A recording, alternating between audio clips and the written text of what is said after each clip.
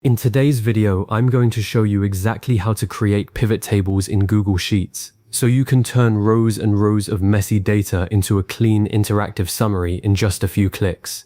Pivot tables are one of the most powerful tools in Google Sheets because they let you analyze, compare, and spot trends without writing a single formula. Perfect for sales reports, budget tracking, or inventory reviews. If you find this helpful, please hit that like button and subscribe to the channel, and let's get started. First things first, you need to have your data ready. Open your Google Sheets spreadsheet and locate the dataset you want to summarize. A pivot table works best when your data is organized in a clean rectangular table, meaning each column should have a header in the very first row, and each row should represent a single record or entry. These column headers are crucial because Google Sheets uses them as the field names you'll later drag and drop into your pivot table. So make sure your headers are clear and descriptive. Things like date, product, region, or sales amount. Nothing vague like column A or MISC. Once you've confirmed your headers are in place, highlight your entire dataset. You can click and drag from the top left cell down to the bottom right cell to select everything, including that top row of headers.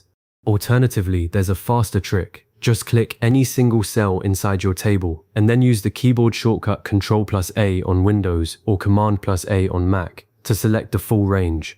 Google Sheets is pretty smart about automatically detecting the edges of your data, but it's always worth double-checking that you haven't accidentally left out any rows or columns. If you're working with a very large dataset, clicking one cell and then inserting the pivot table will often do the job just fine, but for absolute beginners, the manual highlight method gives you full control. Now that your data is selected, go up to the top menu bar and click on Insert.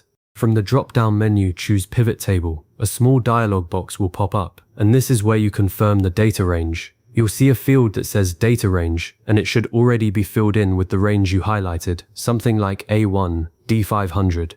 If it looks wrong, you can manually edit it, or click the grid icon to reselect your range directly on the sheet. Below that, you'll see two options for where to place your new pivot table, New Sheet or Existing Sheet.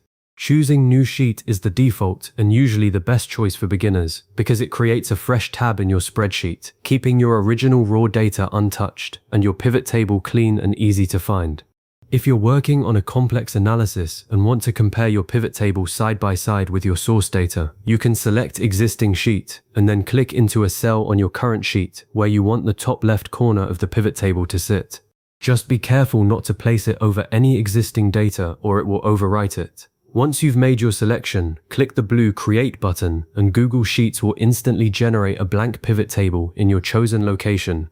With the pivot table created, you'll see a new panel on the right side of your screen called the Pivot Table Editor. This is your command center, and it's much simpler than it looks. The editor is divided into three main sections: rows, columns, values, and a few other options like filters. The idea is that you drag your column headers, those field names from your original data, into these sections to build your summary. Let's say your data includes a column for region and a column for sales. To see total sales by region, you would click Add next to rows and choose region from the list. Then click Add next to values and choose sales. Instantly, your pivot table will display each region listed down the left side with the total sales amount next to it. The default calculation for values is usually sum, but you can change it by clicking the small drop-down arrow next to the value field in the editor. From there, you can choose other functions like count, average, max, or min. This is incredibly handy. For example, if you want to know the average order value per region rather than the total, just switch from sum to average. You can also add multiple values to the same pivot table, so you could have both total sales and average sales side by side, giving you a much richer picture of your data at a glance. Another powerful feature is the columns section, which lets you add a second dimension to your analysis. For instance, if you put region in rows and product category in columns, and then put sales in values, your pivot table becomes a matrix showing sales by region across the top and by product category down the side. This cross-tabulation is what makes pivot tables so valuable for spotting patterns, and if you ever want to filter your pivot table to focus on a specific time frame or exclude certain entries, use the Filters section.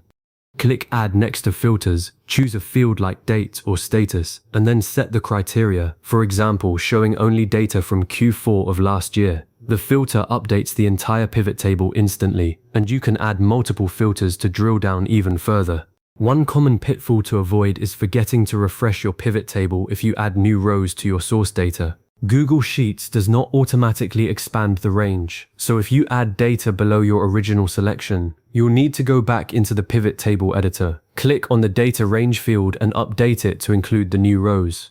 A best practice is to convert your raw data into an official named range or a table using the Format as Table feature, which automatically expands as you add data, keeping your pivot table always in sync. You've just built your first pivot table, and now you have the power to summarize, compare, and uncover insights from your data without writing a single formula. To recap, we selected our dataset, inserted the pivot table, chose our location, and then used the editor to drag fields into rows, columns, values, and filters to create the exact view we needed. Whether you're tracking monthly expenses, analyzing survey responses, or preparing a business report, pivot tables will save you hours of manual sorting and calculating. As a next step, I'd encourage you to play around with the sort by options inside the editor. You can sort your rows by the value totals to see your top performers immediately. Also, try adding a slicer from the data menu for a visual, one-click filter that's great for interactive dashboards. If you ever need to revisit these steps, just save this video to your favorites or come back anytime. Thanks for watching, and I'll see you in the next tutorial.